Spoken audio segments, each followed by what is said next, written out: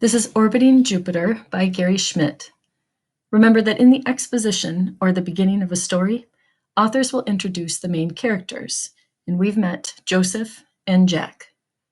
Authors also will set up the big conflicts in the story. So at the end of chapter 1, we see that Joseph is being confronted by Mr. Canton, the assistant principal.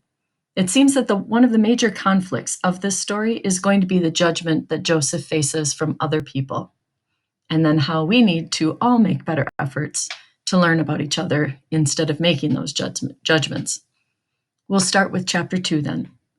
Not all of the teachers believed Joseph shouldn't be at Eastham Middle School. Coach Switek thought he was terrific. When we got to the apparatus unit in the middle of November, Coach found out Joseph could do stuff better than any of the 8th graders. Better than any 8th grader he had ever coached before. Do a flip on the trampoline? Joseph could throw a double. Do a handstand on the parallel bars? Not a problem. And Joseph could balance on one hand for longer than you'd think. Vault over the pommel horse? Easy. Joseph had a twist. Really, a twist. Climb the rope to the ceiling in under 60 seconds? Joseph climbed it in 38 without using his legs, which was the only thing Coach could show him how to do himself, because Coach had lost both of his legs to a landmine in Vietnam a long time ago. The first time they raced to the ceiling and back, Coach Switek won by 4 seconds. The second time, Joseph beat him by 3. It was Joseph's third smile, sort of. Don't crow, said Coach. All you did was beat a legless old man by 2 seconds. 3, said Joseph, still smiling, sort of. 3, said Coach. And then he looked at the rest of the 8th graders and all the 7th and 6th graders too. And that legless man can still beat the rest of you by a whole lot more than 3 seconds, so let's get to work. And just so you know, I could do the rope in under 2 minutes, which hardly any other 6th grader can do. And so what if I'd use my legs? You're loud. Mr. Dulney was also glad Joseph was at Eastham Middle. Mr. Dulney taught 6th, 7th, and 8th grade math. He loved numbers and what they did and how they looked, and sometimes he couldn't figure out why the rest of us didn't love them as much as he did. But, who could love an equation except for Mr. Dulney? On a day that Mr. Dulney had bus monitor duty, I met Joseph at the end of the bus line and had to wait. Mr. Dulney was asking Joseph questions. Geometry questions. Really, geometry questions. Joseph knew them all, I think, or he could figure them out. The next day, during 5th period office duty, Mr. Dulney saw Joseph and me sitting on the office duty bench, doing nothing, which is what most office duty periods were. So he scribbled a bunch of stuff on a pad and handed it to Joseph. Can you prove this theorem? He said. Joseph took the pad. He worked on it the whole period. When the bell rang, he took the pad to Mr. Dulney's classroom. After that, Mr. Dulney brought a new theorem to 5th period office duty every day. He would hand it to Joseph, and Joseph would get to work. Once, Mr. Canton saw Mr. Dulney handing over the new theorem, and he said, "These boys are on office duty." Mr. Dulney turned to face him. "Of course," he said. "It's so much more important for them to run around the school dropping off messages than be challenged to learn what great mathematicians have wrestled with for 1,000 years." "You'd think they would have solved those problems by now," said Mr. Canton.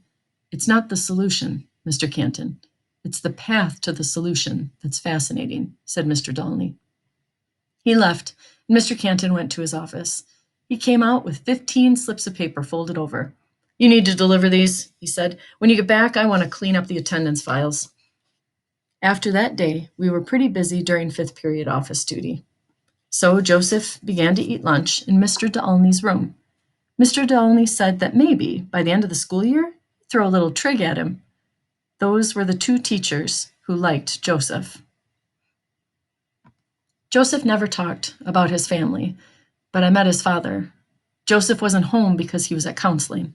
We were getting ready to milk, and I was getting the stalls in the big barn. I was cleaning the stalls in the big barn when suddenly he was right next to me, standing by the manure traps. As soon as I saw him, I knew he was Joseph's father. Same black eyes. "Joe around?" he said. The cows looked over, and their eyes got big and their tails swished, and they started to hold their heads up and moo, which means they're pretty upset. Cows don't like strangers near the tie-up. They especially don't like strangers near the tie-up when they are about to be milked, unless you're the right kind of strangers, like Joseph was. No, I said. They got you doing chores, huh? He said. What are you here for? Dahlia stamped her hind foot. When Dahlia stamps her hind foot, you know she's really upset. I live here, I said. I figured you live here. I mean, before. The milk pails clanged down behind me. It was my father. He was rubbing Dahlia's rump because she loves it almost as much as Rosie does. It always calms her right down. You Joseph's father? He said. That's right. My father nodded. Jack, he said, you come back over here and spread some more shavings for Rosie, would you? And then he said to Joseph's father, you're not supposed to be here.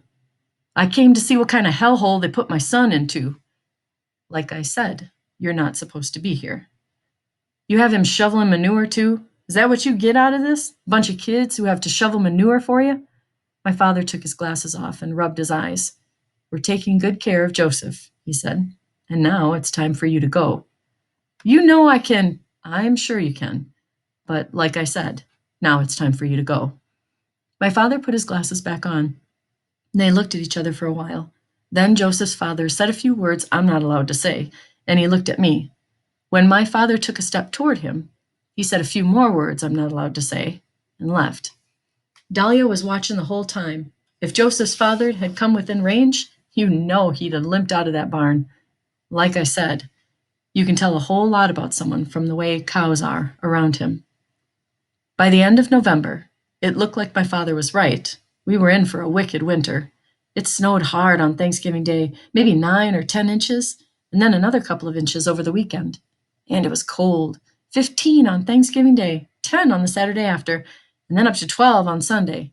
A regular heat wave, said my father. When it's that cold, you're glad to lean into your warm cow in the morning, and Joseph did, after rubbing Rosie's rump and listening to her say she loved him. He always milked her first now, morning and afternoon. Sometimes I wondered if he was still so slow at it just because she loved him and told him so, and Joseph didn't want to hurry any of that up. Maybe. It stayed cold that Monday, and even though it was pretty bright out, there were snowflakes in the air that afternoon again, drifting like they didn't care if they landed. The bus passed us at Old First Congregational while we were heading home. Its windows were all fogged up, but I could hear Mr. Haskell yelling at John Wall over the diesel to close that window, close it right now, because John Wall had opened it to throw a snowball he'd smuggled aboard. His throw, by the way, didn't even come close, probably because he didn't throw off his back foot. The bus rolled off through the high snow, and when it was gone, everything around us was white. The ground, the trees, the clapboard of the church, the sky, even the Alliance was frozen white. Maybe that's why Joseph dropped his backpack on the road, clambered into the high snow, and headed down toward the river. I followed him. If you don't know the river, it's easy to miss where the bank ends and the river begins, and the Alliance flows pretty fast, so it doesn't wear safe ice until winter has hung around for a while, and it gets deep quicker than any river has a right to. I don't think Joseph knew the river. The snow was thick, but Joseph was breaking a path through it, so it slowed him down more than me. Even so, he stepped onto the ice before I reached the bank. Joseph, what are you doing? Figure it out, Jackie. His other foot onto the ice. I thumped through the snow alongside. He shoved against his back foot and skidded along the ice, heading up the river, me following on the bank. You know, I said, this is pretty new ice. He didn't answer. He shoved again, and that second time, he didn't slide alongside the bank. He slid out toward the middle of the river, where the ice was darker. Joseph, I'm not kidding. It was like I wasn't even there. The wind came up hard, and Joseph unzipped his coat and held it out like wings, but it didn't push him along, so he shoved against his back foot again, and the ice was slicker now, and he spun twice and shoved again, toward the dark center. Joseph! I think it must have sounded like I was crying, or screaming. Maybe I was doing both. But however it sounded, Joseph looked at me. Then he turned back toward the dark ice. So I screamed the name I'd heard him say in the dark of the night, the name I'd heard him say again and again. Maddie! Maddie! He turned toward me. And the way he looked at me, I don't ever want anyone to look at me like that again. But he was so close to the dark ice. "Maddie?" I said. "Shut up," he said. "Shut up." I stood on the bank of the Alliance in all that white and waited for Joseph to come, but he did not move. He did not move. On the road above us, a car drove past, another car, and then another, but this one stopped. A voice crying out, "Hey, you idiot kids! What are you doing down there? Get off the ice!" Joseph looked up at the driver and then started to jump up and down, hard, pounding at the ice. The car drove away. Joseph stopped jumping. Suddenly, he looked like he was all tired out. "Joseph," I said. He looked at me again, and he started to come back, one tired step after another. He wasn't sliding at all. Every step, the ice got whiter. The winter I was 6, I saw a yellow dog on thin ice on the Alliance. I was with my mother, and we were walking back from a breakfast potluck at First Congregational before it became Old First Congregational. The yellow dog was out farther onto the ice than Joseph, but not much, and it had fallen through, and its eyes were huge, and it was grabbing on with its front paws, scratching, looking for something to hold on to. It wasn't making a sound. I told my mother that we had to get out, go get it, but she held my arm so I wouldn't go down to the river. Her other hand she held over her mouth. Once the dog almost got out, but the ice broke under it again, and it was scratching like anything, until suddenly it stopped, put its head down on the ice, and slid into the dark water, and was gone. Gone. I live on a farm. I see animals die all the time. Never like that. I cried about that yellow dog every night for I don't know how long. I dreamed about that dog. I dreamed about me being that dog, and the cold water under the ice pulling my legs and dragging at me, and then my hand getting so cold they wouldn't work, and then the moment when I put my head down on the ice and slid into the dark water. I always woke up then, sweating, wondering if I really had screamed or not.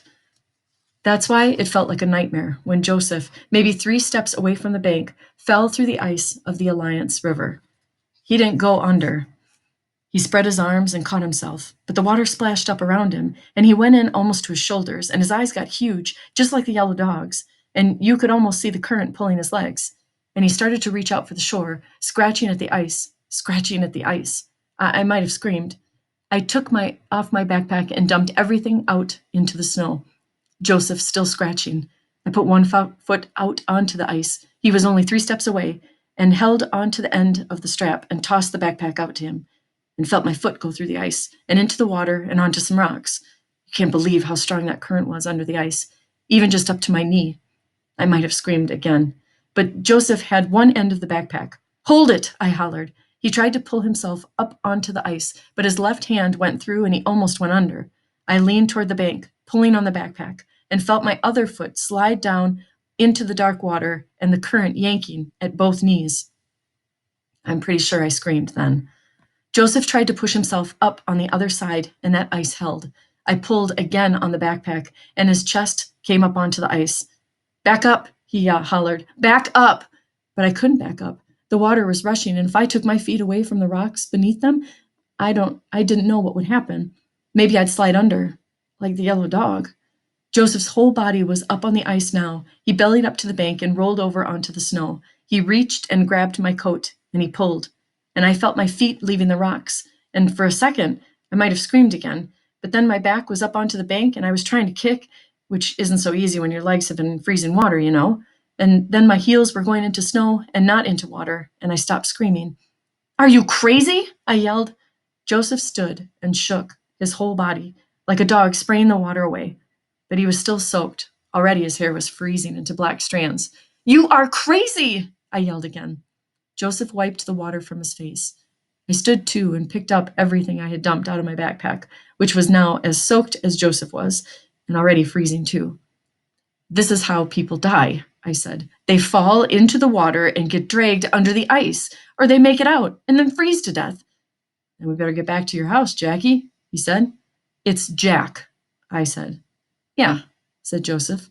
"Why did you—" "We're out now," he said, and started up toward the road.